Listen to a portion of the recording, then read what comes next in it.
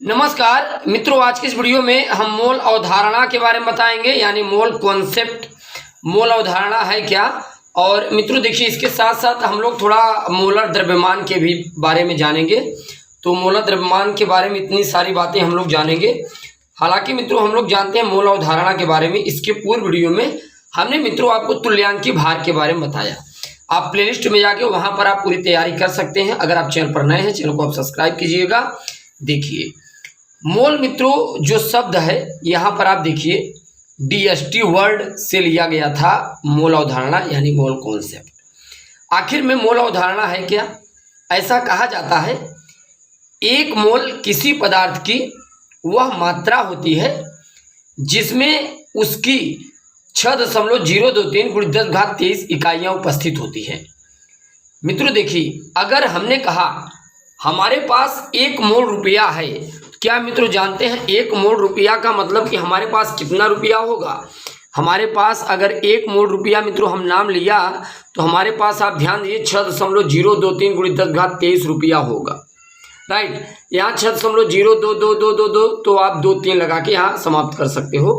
Right, अच्छा, मोलों वाली संख्या को हम लोग स्मॉल एन से दिखाते हैं। किससे मित्रों? स्मॉल एन से। दरअसल इसी को एवोगैड्रो नंबर भी कहा जाता है। एवोगैड्रो नंबर यानी Na से डिनोट करते हैं, Na से, N capital A. Right, Na से डिनोट करते हैं एवोगैड्रो नंबर को। और Na बराबर कितना होता है? 6.023 × 10⁻23। राइट, तो ये मित्रों ध्यान में रखना, ये मोल अवधारणा है।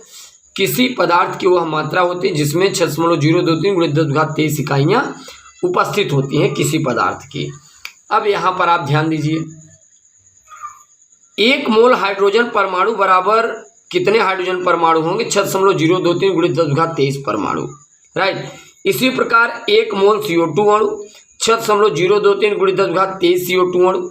मित्रों देखिए, अगर 1 मोल CO2 अणु होंगे, क्या आप जानते हैं 1 मोल CO2 अणु में CO2 के कितने अणु होंगे? 6.023 × 10⁻23 CO2 अणु। अच्छा, अगर हमारे पास 1 मोल इलेक्ट्रॉन है, क्या आप बता सकते हैं 1 मोल इलेक्ट्रॉन में इलेक्ट्रॉन की कितनी संख्या होगी? मोलों में 6.023 × 10⁻23 इलेक्ट्रॉन।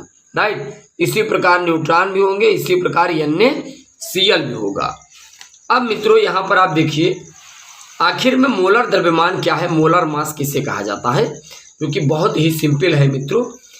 किसी पदार्थ के 1 मोल के द्रव्यमान का जो भार होता है उसी मोलर द्रव्यमान कहा जाता है।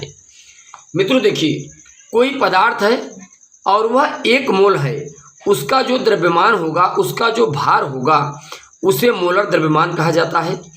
यह परमाणु भार, अणु भार या सूत्र भार के बराबर होता है। अब जरा ध्यान दीजिए, आप यहाँ देखिए, 1 मोल परमाणुओं का भार बराबर परमाणु भार बराबर मोलर द्रव्यमान।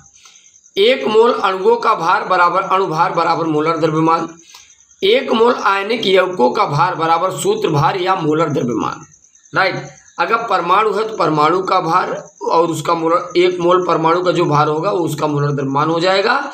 यही मित्रों हमने कहा 1 मोल परमाणु, 1 मोल तत्व, 1 मोल किसी पदार्थ का जो भार होगा वो मोलर द्रव्यमान होगा। राइट, अब यहाँ देखिए Na2CO3 अगर 1 मोल है तो 1 मोल Na2CO3 का जो द्रव्यमान होगा वो अणुभार होगा। तो यहाँ पर देखिए इसका अणुभार कितना है? 106। मित्रों हाइड्रोजन का मोलर द्रव्यमान बराबर 1 मोल हाइड्रोजन एटम का द्रव्यमान कितना होता है? तो इसका जितना परमाणु भार होगा वही 1 मोल का द्रव्यमान होगा, 1 ग्राम है। जैसे देखिए मित्रों, सोडियम का, ये मित्रों देखिए सोडियम है, सोडियम का परमाणु भार कितना है? 23। तो 23 ग्राम सोडियम 1 मोल सोडियम के बराबर होता है। राइट, तो Na का मोलर द्रव्यमान बराबर 1 मोल सोडियम एटम का द्रव्यमान बराबर परमाणु भार बराबर 23। इसी प्रकार देखिए, अगर हमारे पास CO2 है, CO2 का अणुभार 44 है।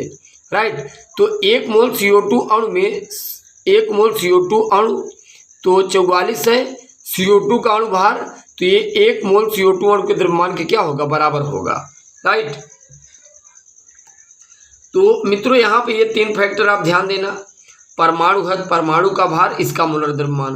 अणु है, अणु का भार, इसका मोलर द्रव्यमान।